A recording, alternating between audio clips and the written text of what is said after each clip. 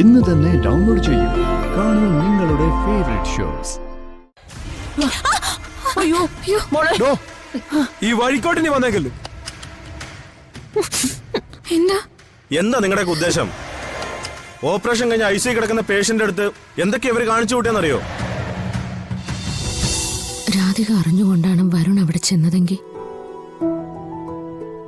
അവര് തമ്മില് അങ്ങനെ ഒരു തീരുമാനം എടുത്തുവെങ്കിൽ എനിക്ക് അവളോട് പൊറുക്കാൻ പറ്റില്ല. ഒരിക്കലും അവളോട് മാപ്പ് കൊടുക്കാനും പറ്റില്ല.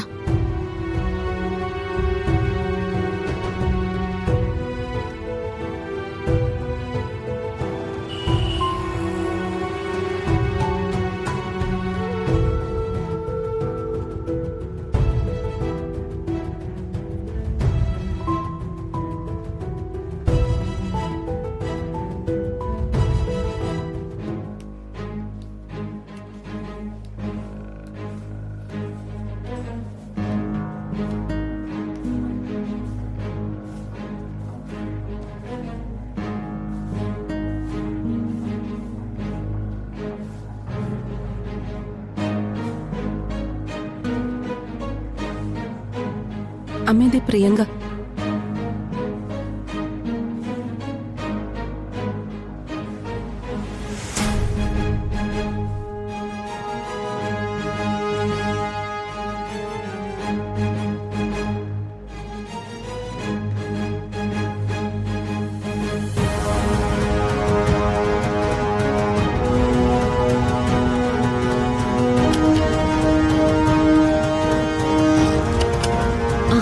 മോളെ പ്രിയങ്കെ, അച്ഛൻ രക്ഷപ്പെട്ടു. ഫിദാമ്മയുടെ ഏർപ്പാടാക്കിയ ഡോക്ടർ അച്ഛന്റെ കൂടെ തന്നെയുണ്ട്.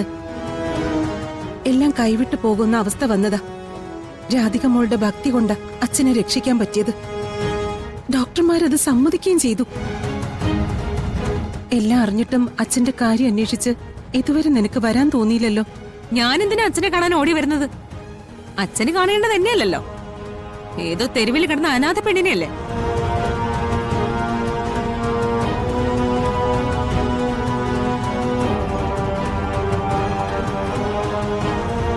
ഞാനിപ്പോ വന്നത് അച്ഛനോട് ചില കാര്യങ്ങൾ ചോദിക്കാൻ വേണ്ടിയാ. ഇപ്പൊ അച്ഛന്റെ അടുത്തേക്ക് പോണ്ട. അച്ഛന് ഒരു ടെൻഷനും അറിയിക്കരുതെന്ന് ഡോക്ടർമാര് പ്രത്യേകം പറഞ്ഞിട്ടുള്ളതാ. ഡോക്ടർമാരങ്ങനെ പലതും പറയും. പക്ഷെ എനിക്ക് പറയാനുള്ളത് ഇപ്പൊ പറഞ്ഞേ പറ്റൂ.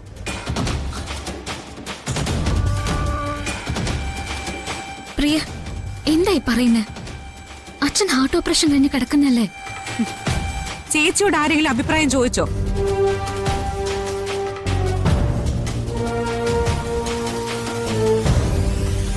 ആറ്റുവാശ്ശേരിക്കാർ അവരുടെ കുടുംബകാര്യം പറയുമ്പോ 10 അടി മാറി നിന്ന് സംസാരിച്ചാ മതി. അതിനുള്ള യോഗ്യത നിനക്കുള്ളൂ. പ്രിയങ്ക, താൻ എങ്ങനെ വേർതിരിച്ച് സംസാരിച്ചാലും അച്ഛനെ കാണാൻ പോകാൻ പറ്റില്ല. കാണാൻ പോവാൻ പറ്റുമെന്ന് ഞാനും നോക്കട്ടെ. നീ എന്തിനാണ് അവളെ തടയുന്നേ? അവളുടെ അച്ഛനെ കാണാൻ അവൾക്ക് അവകാശമില്ലേ? അതിനും കണിമംഗലത്ത് നിന്ന് അവകാശം വാങ്ങണോ ആറ്റുവാശ്ശേരിക്കാർക്ക്? അമ്മ വിളിച്ചു വരുത്തിയതാണോ ഇവളെ? എന്തുദ്ദേശത്തിലാ വിളിച്ചു വരുത്തിയേ? അമ്മേ, അകത്ത് കിടക്കുന്നത് അമ്മയുടെ മോനാ. ഞാൻ പ്രസവിച്ച മകനെ കുറിച്ച് എനിക്ക് നല്ല ധാരണയുണ്ട്. അവന് കൊടുക്കേണ്ട സ്നേഹം ഞാൻ വേറെ ഒരാൾക്കും വെച്ച് നീട്ടിയിട്ടില്ല.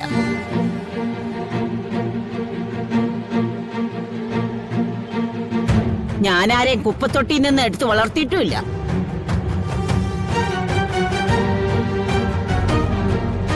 മോളെ, നീ പോയി നിന്റെ അച്ഛനെ കാണു.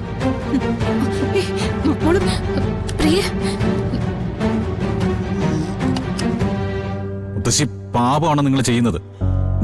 അത് എപ്പോഴെങ്കിലും നിങ്ങൾക്ക് ബോധ്യപ്പെടും.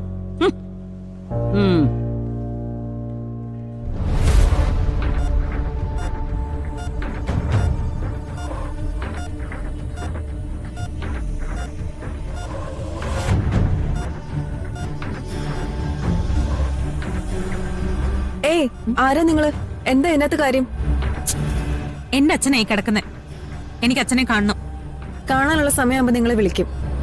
ഇപ്പൊ നിങ്ങൾ ഇറങ്ങി പുറത്തു പോയേ. എനിക്ക് അച്ഛനോട് സംസാരിക്കണമെന്ന് പറഞ്ഞില്ലേ? നിങ്ങൾ പുറത്തോട്ട് പോകുന്നുണ്ടോ? അതിന് സെക്യൂരിറ്റി വിളിക്കണോ? വിളിക്ക്. നിങ്ങൾക്ക് ആരെയൊക്കെ വിളിക്കാനുണ്ടോ അവരെയൊക്കെ വിളിക്ക്. എനിക്ക് പറയാനുള്ളത് പറഞ്ഞിട്ട് ഞാൻ പോവും.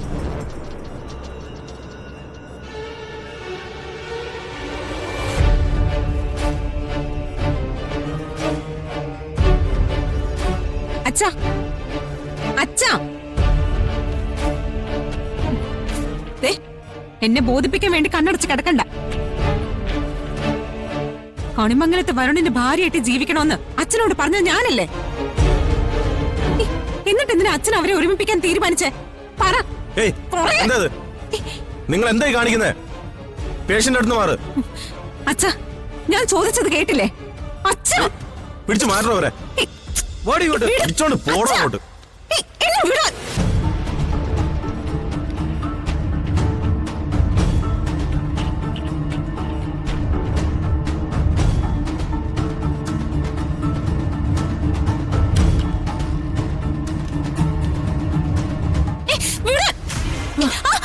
അയ്യോ അയ്യോ മോളെ.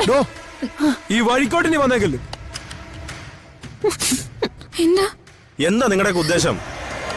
ഓപ്പറേഷൻ കഴിഞ്ഞ് ഐസി കിടക്കുന്ന പേഷ്യന്റ് അടുത്ത് എന്തൊക്കെ ഇവര് കാണിച്ചു കൂട്ടിയെന്നറിയോ?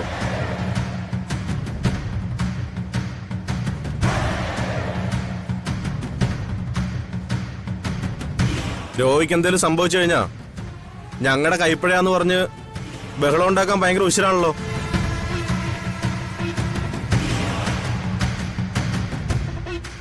നിങ്ങൾ പാലിക്കേണ്ട മര്യാദ നിങ്ങൾ പാലിക്കണം. ഇവരാരായാലും ഇനി ഈ ഹോസ്പിറ്റലിന്റെ പരിസരത്ത് പോലും കണ്ടുപോകരുത്. മാനസിക രോഗികളോ ഐസിയുല് സന്ദർശനം നടത്താൻ വരുന്നത്? ഡോക്ടർ പറഞ്ഞു കേട്ടില്ലേ? മിണ്ടാതെ ഇവിടെ വന്നോളാം.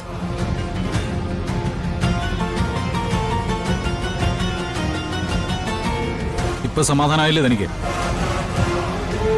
എടോ, നമ്മുടെ പേഷ്യന്റിന് അവർ കൊടുക്കുന്ന കെയർ ഉണ്ടല്ലോ, അത് നമ്മുടെ പെരുമാറ്റം അനുസരിച്ചിരിക്കും.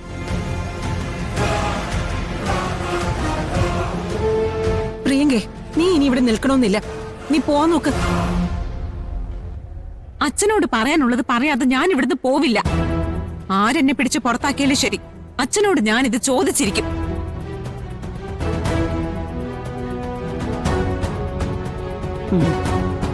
പിടിക്ക്. പ്രിയ, അരുത്. നീ എന്റെ അച്ഛനെ ബുദ്ധിമുട്ടിക്കരുത്. എന്റെ അച്ഛനാ, എന്റെ മാത്രം അച്ഛനാ. മാറി നിൽക്ക അങ്ങോട്ട്. വിടാൻ. ഇല്ല, നിന്നെ ഞാൻ അകത്തേക്ക് വിടില്ല.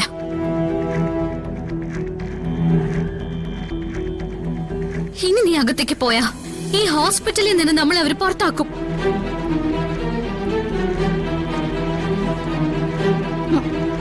മോളെ നിൽക്കടി അങ്ങോട്ട്. പ്രിയങ്കമോളുടെ കാര്യത്തിൽ ഇടപെടാൻ നിനക്കെന്താ അവകാശം? ഞാൻ ഇടപെടും. മോളെ, എന്റെ അച്ഛനെ ദ്രോഹിക്കാൻ ഇവളല്ല, ആര് ശ്രമിച്ചാലും ഞാൻ ഇടപെടും.